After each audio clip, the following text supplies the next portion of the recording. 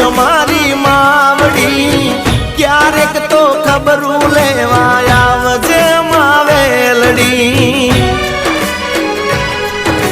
હો વાટ જોઈશ આવતા વર્ષે વેલા આવજો અમારા દશા માડી ઘર પાવન કરજો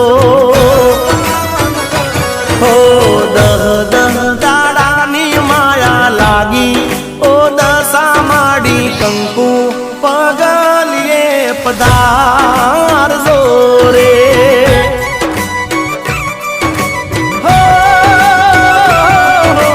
આવતા વર્ષે